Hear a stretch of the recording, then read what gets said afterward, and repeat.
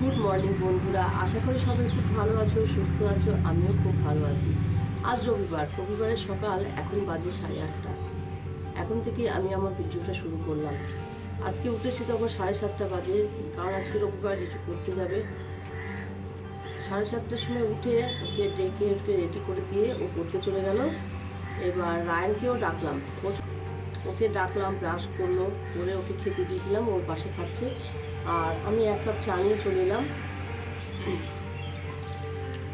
চাটা খাবো। খেয়ে চা খাওয়ার আগে আজকে কিছু কাজও গুছিয়ে ফেলেছি, মানে ঘরটা তো ঝাড় দিয়ে ফেলেছি, বিছানাও তুলে ফেলেছি, সব কিছু কমপ্লিট করেছি। এবার শুধু রান্নাটা করতে হবে। আগে রায়নকে পড়িয়ে নেবো। ওই যে সামনে পরীক্ষা আসছে বললাম, পড়ার একটা ভীষণ টেনশন থাকে। তার উপরে দুদিন স্কুলে যায়নি, স্কুলের প্রচুর হোমওয়ার্ক জমে গেছে, সেগুলোকে কমপ্লিট করতে হবে। যাই হোক, ওকে তো পড়ায় বসিয়ে দিয়ে বাকি কাজ করব। আর গতকাল তো কিছু কোটা বাছা আছেই, সবজি কেটে রেখেছি, অসুবিধা নেই। কী কী রান্না করব সেটাও তোমাদেরকে দেখাবো। সকালে উঠে ভেবেছিলাম যে ওয়াশিং মেশিনে জামা কাপড় দেবো কাচার জন্য, কিন্তু সকাল থেকে কারেন্ট অফ, ওই জন্যে আর দিতে পারলাম না।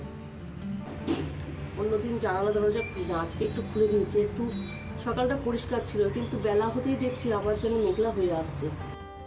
এদিকে দেখো, ঘরের কাজে হাত দিয়ে ফেলেছি। টেবিল, রান্নাঘর তো গতকালই পরিষ্কার করে রেখেছিলাম। সকালে যেহেতু আর টিফিন করতে হয়নি, তাই আর কোনো রকম নোংরা হয়নি। এদিকে মশলার কৌটোটাও সাজিয়ে ফেলেছি, মশলা কিছুটা ঢেলতে হবে। আর যে সকালে চা খেয়েছিলাম সে কটাই আছে, ওগুলো একটু পরেই মাজা ঘষা করে নেব। এবার চলো ঘরে দেখাই। ঘর দেখো, একদম বিছানার চাদর ঠিকঠাক করে নিয়ে ঘর ঝাড় দিয়ে সব কিছু পরিষ্কার করে নিলাম। এই ঘরটা, ওই ঘর, দুটো ঘরই সব পরিষ্কার করে ঠিকঠাক করে নিলাম। ঘরটা মুছবো একটু পরে। গতকাল সন্ধেবেলা এই গাছের টবের যে গাছগুলো, সেগুলো ধুয়ে দিয়েছিলাম। এত ধুলো জমেছিল, ধুয়ে বাথরুমের মধ্যে রেখে দিয়েছিলাম। সকালে দেখলাম জল টল ঝরে গেছে, তাই যেখানে যেটা রাখা সেখানে সেগুলো রেখে দিলাম। একদম পরিষ্কার হয়ে গেছে, দেখতে এবার ভালো লাগছে। মানে এত ধুলো পড়েছিল, আর কয়েকদিন এসবের দিকে একটু নজরও দিচ্ছিলাম না। ঘরের মধ্যে আছে থাক, এরকম একটা ব্যাপার ছিল, কিন্তু আজকে সমস্তটা পরিষ্কার করে দিলাম। এদিকে রায়ানও পড়তে বসে গেছে।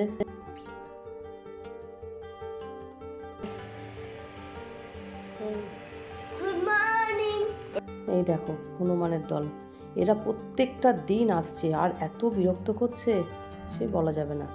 এখন বাজে 10:30, কারেন্ট এসে গেছে, তাই ভাবলাম জামা কাপড়গুলো কাচতেই দিই। প্রচুর জামা কাপড় জমে গেছে, তাই জামা কাপড় কাচতে দিয়ে এবার যাব রান্নার জোগাড় করতে। আজকে কি রান্না করব সেটা তোমাদেরকে চলো দেখিয়ে নিই। আগে জামা কাপড়গুলো দিয়ে নিই, তারপর দেখাচ্ছি। চলো। এদিকে দেখো, ভাত বসিয়ে দিয়েছি আগেই, ভাতটা ফুটে যাবে। আর এখানে হচ্ছে আলু, গাজর, পেঁয়াজকলি, শিম, এটা দিয়ে ভাজা করব। আর করব সয়াবিন আলুর তরকারি।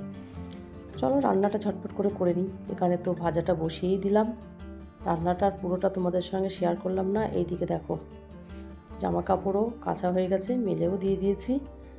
আর রিজু বাড়িতে চলে এসেছে পড়ে। রায়ান খাওয়া দাওয়া করে এবার খেলতে গেছে বাইরে। ওরা একটু খেলাধুলো করে নিক, তারপর স্নান করে আবার দুপুরের খাওয়া খাবে। এদিকে সয়াবিন আলুটাও প্রায় হয়ে গেছে, একটু কষিয়ে নিয়ে জল দিয়ে দেব, তাহলেই হয়ে যাবে।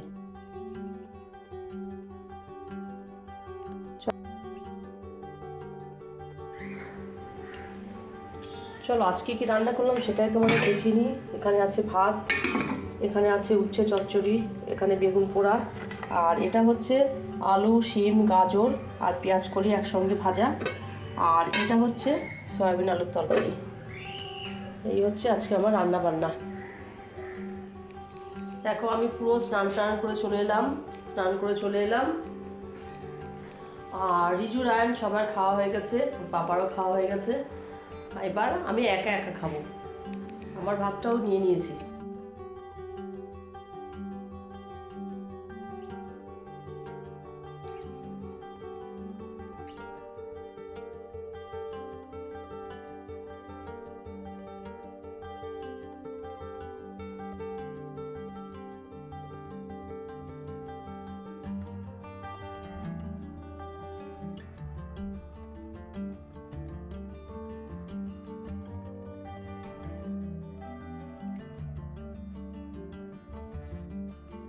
দেখো বিকালবেলা একটু বাইরে বেরোলাম মানে জামা কাপড় আছে। ওই দেখো রায়ানও বেরিয়ে পড়েছে দুধ আনতে চললো, কিন্তু দুধের ওটা ও ওখান থেকে তুলতে পারলো না। যাই হোক, দুধটা ঘরে রেখে এসে তারপরে জামা কাপড়গুলো তুলে নেব। রিজু রায়ানও একটু বাইরে বেরিয়েছে, ওরা একটু সাইকেল টাইকেল চালাবে, তারপরে আবার ঘরে উঠে পড়বে। এদিকে তো জামা কাপড়গুলো তুলে ঘরে নিয়ে যাব, কিন্তু পুরো জামা কাপড়গুলো না এখনও শুকায়নি, কিছুটা ভেজা আছে, সেইগুলো আবার মেলে দিতে হবে। ঘরে এসে ভাবলাম কিছু একটা বানাই, চায়ের সঙ্গে কিছু একটা খেতে হবে, মানে চায়ের সঙ্গে তাই ভাবলাম আজকে মুড়ি ভেজে নিই। দেখো তেলের মধ্যে বাদাম ভেজে নিলাম, কারি পাতাও ভেজে নিলাম। এদিকে তো কারি পাতাটাও ভাজা হয়ে গেল। এবার আমি আবার একটু তেল দেব। তেল দিয়ে এবার দেব শুকনো লঙ্কা আমি কুচি কুচি করে কেটে রেখেছি। সেই শুকনো লঙ্কাটা দিয়েই একটু ভাজা ভাজা করে নেব।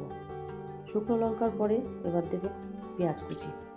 তোমরা চাইলে এতে একটু রসুন থেঁতো করে বা কুচি করেও দিতে পারো। এবার এটা দিয়ে একটু সামান্য নেড়ে, মানে একটু লাল লাল করে নেড়ে তারপরে মুড়ি ঢেলে দেবো। মুড়িটা দিয়ে তারপর ভালো করে গ্যাসটা কমিয়ে আস্তে আস্তে নাড়াচাড়া করব, মানে সমস্তটা মিশিয়ে নেব। আর দেখবে মুড়ি দেওয়ার সঙ্গে সঙ্গে মুড়িটা কেমন কমে যাবে, আস্তে আস্তে ওটা শুকিয়ে আসবে। যাই হোক, এবার ভেজে রাখা বাদাম আর কারি পাতাটা দিয়ে দিলাম, দিয়ে আবার কিছুক্ষণ নাড়াচাড়া করব। নাড়াচাড়া করার পরে কিছুক্ষণ রেখে দেবো। গরম অবস্থাতে এটা একটু নরম থাকবে, কিন্তু ঠান্ডা হলে আবার বেশ মুচমুচে হয়ে যাবে। যাই হোক, এখানে তো নিয়ে নিলাম চাটা, আমার না, চাটা ওর পাপার জন্য। আমি চা বসিয়েছি, এখানে মুড়িটা দিলাম। রিজু রায়ান ওর পাপা খাচ্ছে, ওর পাপা তো কম্বল ছাড়তেই চাইছে না, শীতকালের কম্বলই সম্বল। যাই হোক, কম্বলের মধ্যেই খেতে শুরু করেছে, রিজু রায়ান খাচ্ছে, আর আমি তো চা বসিয়েছি, ওই জন্য চাটা নিয়ে তারপরে আসবো। এই তো গেল সন্ধ্যাবেলা। এরপরে তো পড়াতে বসেছিলাম, খাওয়া দাওয়া করে নিয়ে ওদের পড়াতে বসালাম। তারপরে রাত্রিবেলা ভাবলাম খিচুড়ি বানাই, খিচুড়ির রেসিপিটা তোমাদের সঙ্গে শেয়ার করলাম। আজ তাহলে এই পর্যন্ত। আমার ভিডিওটা যদি তোমাদের ভালো লেগে থাকে please like, comment, share and subscribe করো। সবাই খুব ভালো থেকো, সুস্থ থেকো। Good night.